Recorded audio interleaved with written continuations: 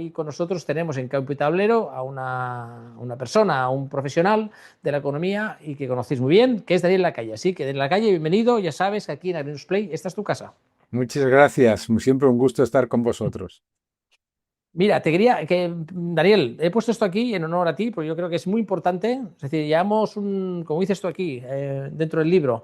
No me ha dado tiempo porque lo he recibido y lo he conseguido hace poquito el libro, Daniel. No lo acabo de leer, pero sí, claro, estamos hablando del nuevo orden económico mundial. Llevamos, como dices tú aquí, perfectamente, llevamos unos años de política woke, de políticas, vamos a decir, mal llamadas, yo le digo, corrígeme, Daniel, mal llamadas progresistas, yo no sé pues si le llama progresistas estas políticas, porque de progreso no tienen nada, Eso pero de es. estas de esas políticas progresistas, y está habiendo como un cambio, un nuevo orden mundial económico con Trump, con Milei, ¿no? Y este libro es el que acabas de sacar, que recomiendo a todos lo que lean, lo tenemos aquí, yo lo voy a acabar de leer y el próximo día, si quieres, lo analizamos un poco más, si te parece, ¿de acuerdo? Estupendo. ¿Eh? Muchísimas gracias.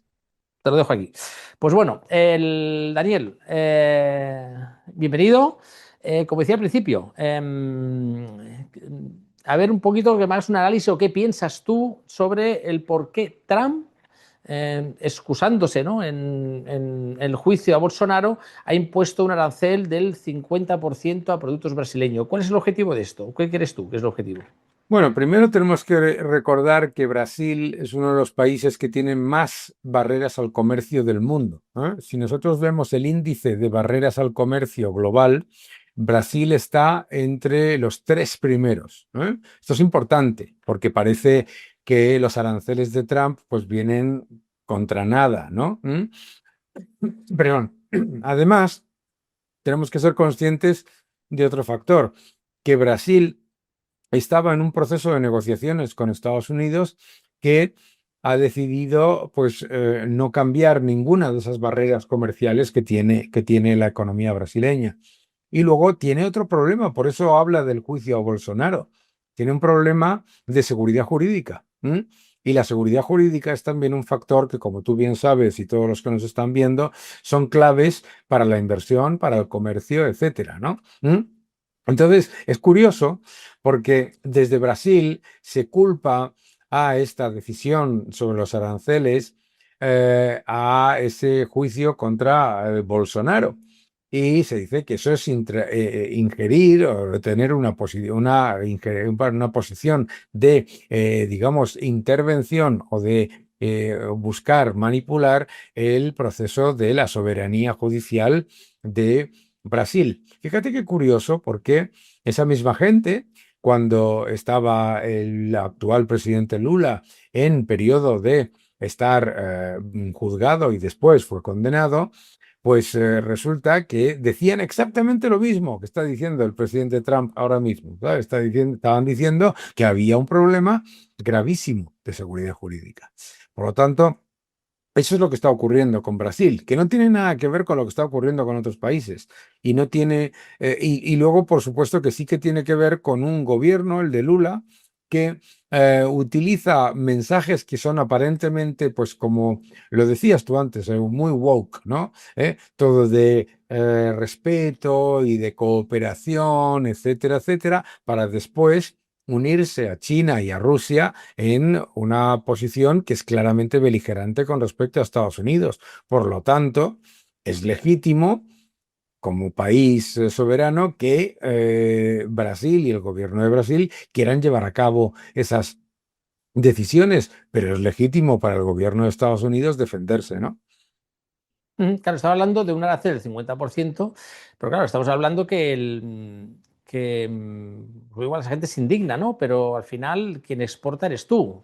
Es decir, ¿y quién tiene más necesidad aquí? O sea, ¿quién tiene más necesidad? ¿Tiene Estados Unidos de poner este arancel o realmente tiene más necesidad países como Brasil de exportar productos a Estados Unidos? Claro. Bueno, yo creo que, claro, decía el presidente Lula que Brasil no necesita a Estados Unidos y que puede enviar sus productos a otros países. Pues no. Ya. Ya se ha demostrado en el caso de China, que se decía, China no le importa el acuerdo comercial con Estados Unidos porque puede enviar sus productos a otros países. Pues está demostrado que no. Y las Ujú. exportaciones de China se desplomaron, se desplomó además esa entrada de capital y además entró en un problema muy grande de, bueno, pues un montón de contenedores apilados en los puertos que no se vendían, ¿no? Ujú. Entonces yo creo Tú, que lo que tiene que hacer Brasil es simplemente bajarse de su pedestal, negociar, llegar a un acuerdo para reducir las barreras comerciales de Brasil, que vuelvo a repetir, es una de las tres economías del mundo con mayores barreras al comercio, ¿eh? Y por supuesto, pues llegar a acuerdos comerciales en los que se incluya esa seguridad jurídica. ujú. ¿Consideras que puede tener consecuencias económicas esto, no para Brasil, sino para los países que hay alrededor? Porque al final no son que sean dos países independientes, al final todo una región que funciona. Cuando uno deja un espacio, el otro lo ocupa. Sí, puede tener consecuencias económicas. ¿Y qué oportunidades hay para otros países que haya esta Yo no situación? veo que vaya a haber consecuencias económicas para otros países. Lo que es probable es que Brasil o las empresas brasileñas intenten hacer lo que se llama origin washing, que es decir, bueno, como tenemos un arancel del 50% en Brasil, voy a llevar los productos a Bolivia o a Argentina, ¿de acuerdo? Y voy a decir que son argentinos o bolivianos. Eso sí es una posibilidad. Ujú. Si tuvieras que apostar un escenario en los próximos 6 meses, ¿tú ves a Trump dando marcha atrás? ¿Cómo ves el fin de bueno, el fin o la consecuencia de estas reglas que acaba de imponer Trump a Brasil? Eso que se llama Trump echar marcha atrás es negociar, ¿no? Lo que hace Trump es decir, arancel del 50%, negocias, se quedan un 10, ¿vale? Y eso es negociar, ¿no? Lo que yo creo que es lo que yo siempre digo que el presidente Trump hace lo que hace cualquier persona, cualquier empresario con sus suministradores, ¿de acuerdo? Entonces lo que es probable es que si Brasil claudica en su obstinación por mantener sus barreras comerciales, entonces, ¿de acuerdo? Pues habrá un efecto muy positivo y por supuesto se reducirán los aranceles, claro. Ujú. O sea, Trump vamos a decir, está moviendo desde que entró en 20 de enero, me parece que fue, ¿no? Cuando Mm. empezó a presidir, ¿no? El gobierno de Estados Unidos, cuando empezó el 20 de enero, desde entonces ha movido el tablero de ajedrez lo ha movido de manera sorprendente. O sea, está removiendo todos vamos, no solo los aranceles, sino todas las relaciones internacionales de su país. Y hay un sentimiento, ¿no crees que hay un sentimiento global que está creciendo antitrampista en el mundo debido a esto? Bueno, puede que haya un sentimiento antitrampista. Yo no creo que ese sentimiento fuese distinto antes de las elecciones o en el año 2016-19. Ya sabemos que a los presidentes republicanos, sea cual sea, desde George Bush padre, hijo, el propio Ronald Reagan, la primera administración de Trump, pues la prensa y los medios de comunicación en general, pues tiende a tener una posición negativa de imagen con respecto a los presidentes republicanos. Y con el presidente Trump yo creo que eso no ha habido ningún cambio. Durante toda la campaña, todos los que nos están viendo recordarán las brutalidades que se escribían y que se decían sobre el presidente Trump y no ha cambiado nada. Entonces, yo no creo que haya un sentimiento. Yo creo que, fíjate, lo que yo veo en las empresas, en los ciudadanos, es que la gente empieza a entender que efectivamente los aranceles son una medida para negociar. Por eso están los mercados a máximos históricos. Claro, la gente empieza a entender que los aranceles no son una novedad, que los aranceles eran la norma en el comercio global y por lo tanto lo que está haciendo el presidente Trump es intentar mejorar la posición para todo el mundo. Y el acuerdo con el Reino Unido o con China muestran cómo es beneficioso para ambas partes. Por lo tanto, yo distinguiría la imagen en la prensa, que es muy negativa, como tú bien dices, porque la prensa en general, aunque sea prensa orientada hacia la derecha, si la quieres llamar, siempre ha sido, en los países europeos en particular, muy, muy, muy negativa con respecto a los dos presidentes republicanos y con respecto al presidente Trump ya Mm, más, ¿no? mm. Pero yo creo que la posición de la gente y lo que yo percibo en mi canal, en mis conversaciones con gente, como persona relativamente conocida, la percepción es de entender que lo que está haciendo es A, lo que prometió en la campaña y B, algo que es positivo, tanto para Estados Unidos como para los países con los que negocia. Mm. Si hay una cosa que me preocupa, Daniel, y ya lo estuve hablando hace poco con uno de los compañeros que también tenemos aquí en Camping Tablero, que es el Coronel Baños. Hay una cruzada, sobre todo en Europa, y también está un poquito moviendo esto en Estados Unidos, Trump. Hay una cruzada en contra de los comunicadores independientes. Es decir, Sí. parece ser hoy en día que si no eres periodista, tienes el título y eres de la cuerda X, no eres periodista. Incluso ya se Sobre ha visto ahora. todo lo último que has dicho, Sí, aunque seas periodista y tengas título, ¿eh? sí, ¿Eh? porque acaban de echar a uno con título del Eso Congreso es, en cuidado, España. ¿eh? Han echado a uno con título y han mantenido a unos que no tienen título, ¿eh? Y algunos no son periodistas, pero son de la cuerda, como tú bien dices, ¿no? Sí. Sí, sí. Mira, te tengo que decir que yo yo personalmente intento informarme también a través de comunicadores, ¿eh? De comunicadores independientes que no están vinculados a la Claro. subvención de un gobierno. Y eso a mí me preocupa lo que está pasando en Europa, sobre todo en Europa con las nuevas leyes que se van a aprobar ahora, se acaban de aprobar sobre cómo van a hacer el control de los medios de comunicación, porque al final es una manera de controlar los medios de comunicación y sobre todo va enfocado a comunicadores, o sea, como tú, como nosotros, o como comunicadores que, claro, no dependemos de esta subvención. Claro, Eh, y no te da un poco miedo eso. mucho. Me da mucho miedo porque, claro, fíjate que si hay algo que hemos aprendido en los últimos 7 años, es que los que difundían bulos y los que difundían desinformación eran los medios oficiales y eran los gobiernos. Entonces, es importantísimo. Con la pandemia, con con cuestiones de, bueno, pues fíjate, de todo esto que hemos vivido de la Agenda 2030, de la inmigración, de tantas otras cosas. Los que estaban difundiendo desinformación y bulos eran los medios oficiales y los gobiernos. Y en Mm. nuestro caso particular, en el de España, ya no quiero ni hablar de cosas como el bulo de la bomba Lapa y todas esas cosas, ¿no?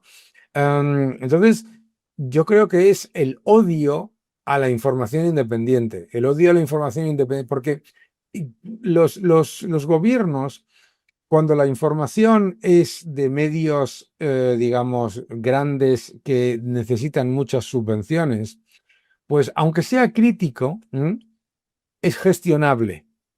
Pero claro, la información que das tú o que da el coronel Baños o yo o Mar Vidal o tantos otros, aunque estés hablando incluso de personas de influyentes que son de una posición ideológica radicalmente diferente, eso ya no se puede controlar.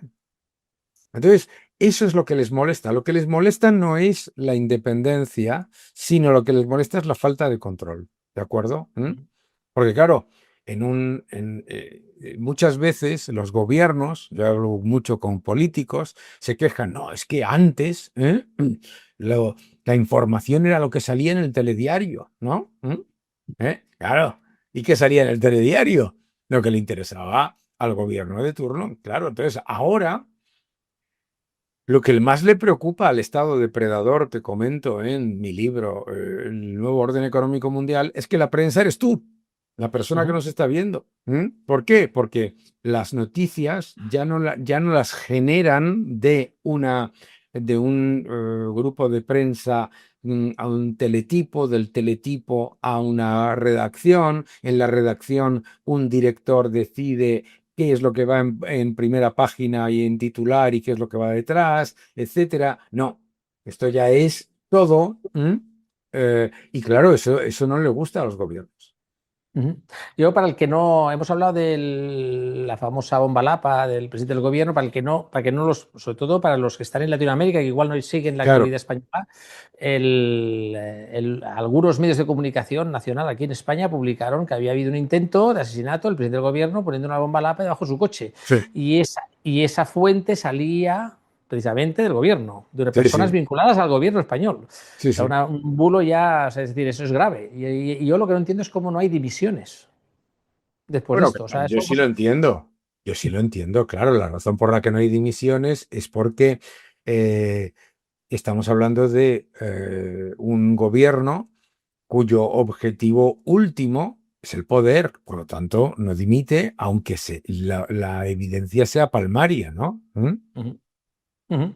Sí, sí, no, la política española está, yo voy a decir yo, en general muy podrida, vamos a decir, no sé la Yo palabra. creo que en general lo que está pasando con la política en general, es que la tecnología y la libertad de expresión que viene junto con la tecnología está demostrando que la política es tan compleja que hace imposible que, digamos, deifiquemos a los gobernantes, ¿no? ¿Por Ujú. qué le echan de menos los políticos a los años 80 o los años 70? Bueno, porque claro, en los años 70, los años 80, el político era como una especie de dios, ¿sabes? Es que, por favor, Felipe González, Suárez, eran personas, ¿sabes? El político actual es un político en el que la gente, fíjate, pues están saliendo casos de corrupción que en otras circunstancias no habrían salido. ¿Pero por qué? Porque la desinformación y los bulos, cuando la información la controla el gobierno, es del 100%. ¿Mm? Sí, sí, es así. Yo la última estadística que vi era que hoy en día el ciudadano medio se informa más por redes sociales ya y a través de comunicadores independientes que de los medios generales. Yo creo que están, así, entre comillas lo digo, sé que eso es normal, los medios generales están jodidos. O sea, es decir, están jodidos porque, claro, ya el ciudadano se está informando a través de otros medios de comunicación. Por eso imagino que ahí está el interés de la Unión Europea y de los gobiernos de controlar qué tipo de información y a estos comunicadores independientes. Supongo que viene por ahí. Claro, hombre. Yo creo que además pasa una cosa. En la Unión Europea, con la decisión consciente por parte de muchos partidos mayoritarios de ignorar, cancelar y, digamos que esconder problemas que para muchos ciudadanos eran muy importantes, como la inmigración, como el asalto al sector de la agricultura y de la ganadería, como el impacto fiscal y económico de las políticas mal llamadas medioambientales, la Agenda 2030, etcétera, en la pequeña y mediana empresa, en los autónomos, etcétera. Claro, ¿qué es lo que pasa? Los grandes partidos deciden ignorar completamente ese problema, rechazar incluso las protestas. Te acordarás cuando los transportistas se manifestaban, que decían que es que eran multimillonarios, ¿no? Cuando los ganaderos se manifestaban o mostraban su descontento, decían que es que eran latifundistas, que eran... No, no, a los ganaderos les daban palos. Claro, eso A los te ganaderos les daban digo. Entonces, palos. ¿qué es lo que pasa? Lo que pasa es que en la Unión Europea los grandes partidos se han unido al Partido Verde, ¿de acuerdo? Y claro, ¿qué es lo que pasa? Que es que la política energética, climática, la política industrial, la política sobre ganadería, sobre agricultura, la política sobre energía, todo eso está cooptado, está tomado por unos activistas de izquierda que han sido destructores de la economía de la Unión Europea. La economía de la Unión Europea no tiene ningún problema de capital humano, de empresas, de enorme talento, de gente con ganas de trabajar, de hacer las cosas bien. Lo que tiene es un gravísimo problema de unas políticas que han sido obligadas utilizando la excusa de la Agenda 2030 o del Pacto Verde, etcétera, han metido ahí la, la cuña del activismo de ultraizquierda. ¿Qué es lo que pasa entonces? Que cuando la gente reacciona y los partidos mayoritarios no escuchan a esa preocupación, la gente, es lógico, que decida, pues, oiga, qué partidos o qué formaciones políticas me escuchan, ¿no? Y claro, entonces, ¿qué es lo que ha pasado? Que los partidos que se denominan en los medios de comunicación como, entre comillas, radicales, han pasado de un 3% en el Parlamento Europeo a un 30%. Ujú. Entonces, no es que sean radicales, es que están escuchando a los ciudadanos. Lo que tienen que hacer los partidos de centro, los partidos más centristas, es abandonar ese pacto con la ultraizquierda radical, y escuchar a los ciudadanos sobre cosas en las que además lo que se ha demostrado con el tiempo es que los ciudadanos no estaban equivocados, que no estaban equivocados con la Agenda 2030, que no estaban equivocados con el Pacto Verde, que no estaban equivocados con las políticas de inmigración, que se puede ser defensor del medio ambiente y se puede apostar por la sostenibilidad desde la lógica, que no hace falta introducir el intervencionismo y el ataque a la empresa, y al que crea riqueza, ¿verdad?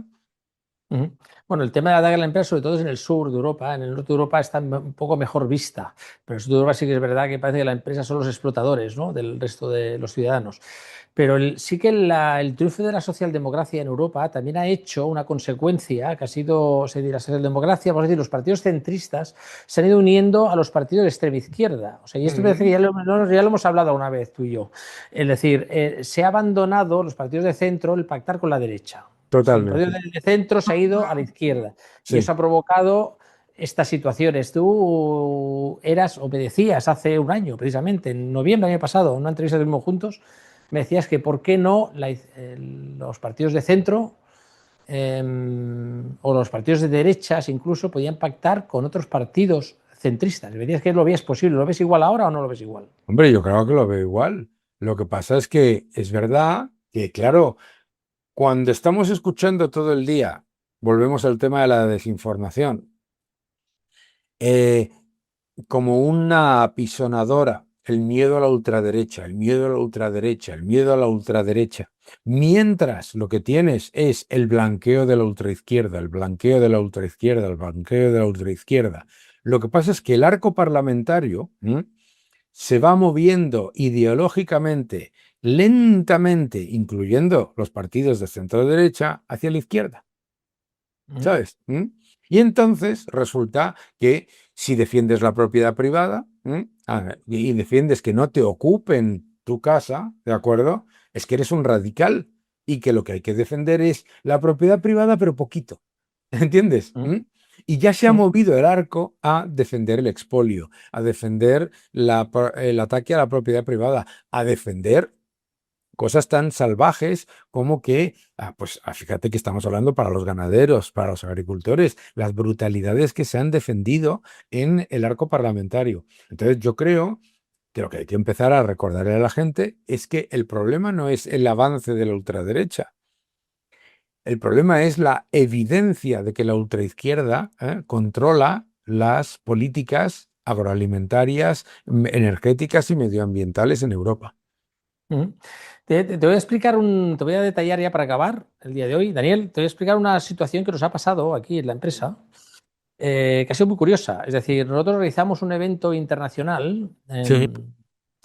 y hemos decidido con todas las empresas que producen carne hacer un concierto benéfico. Y Ujú. las empresas productoras de alimentos básicos, hablando de carne, en este concierto benéfico daban donaciones, este concierto benéfico para todos los asistentes, y se destinaban $70.000 para darle a una asociación que lo gestiona directamente. Se Mm, contactó con una asociación, una organización que se llama UNICEF. claro, ¿Sabes cuál fue la respuesta de UNICEF a los $70.000?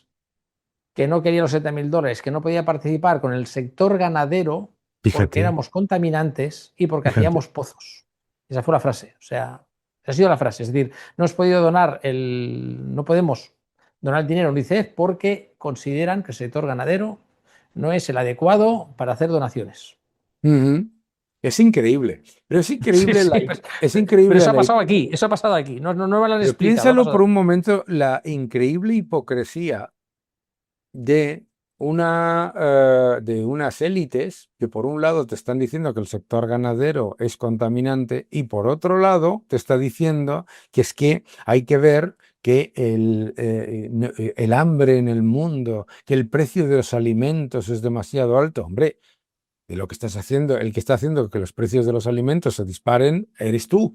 Para empezar, que le estás metiendo un coste falso del CO2 a todos los alimentos. Pero es que además estás haciendo que la actividad ganadera sea completa y absolutamente imposible de llevar a cabo. Es que cuando miras los datos de la Unión Europea sobre la actividad ganadera y lo que se ha perdido en cuanto a explotaciones ganaderas y agrícolas en Europa en los últimos 10 años, es que hemos perdido el equivalente a una Alemania y media, ¿m?, de explotaciones que podían ser perfectamente viables, pero que las hacen inviables. Y luego dicen que es que hay que hablar de soberanía alimentaria, que es que hay que defender que los alimentos sean más baratos, que todo el mundo tenga acceso a alimentación. Fíjate qué curioso. Y a la vez ¿por qué? Y la gente te dirá, pero es que hay que ver por qué se hace eso. ¿Eso es por incompetencia? No, eso es por diseño. Eso es porque el socialismo, a este activismo, no busca el progreso, busca el control. Y ahí es donde entra. Pues ahí me quedo con esta última frase tuya, Daniel. Un placer que haya estado con nosotros estos minutos que ha estado aquí. Como siempre, tus análisis siempre nos hacen reflexionar, como mínimo reflexionar. Y el que esté o no de acuerdo contigo, por lo menos que reflexione sobre lo que estamos hablando aquí. Un placer, Daniel. Nos vemos el próximo mes en otra de tus participaciones. Como siempre, es excelente. Estupendo, mil gracias, un gusto. Hasta pronto. Y como decía yo, el nuevo orden económico mundial. La economía es la base de todo, la base de todo. De aquí, si quieres una buena sanidad, economía. Si quieres una buena justicia, economía. Todo pasa por la economía. Daniel, hasta la próxima. Hasta la próxima, un fuerte Chao. abrazo.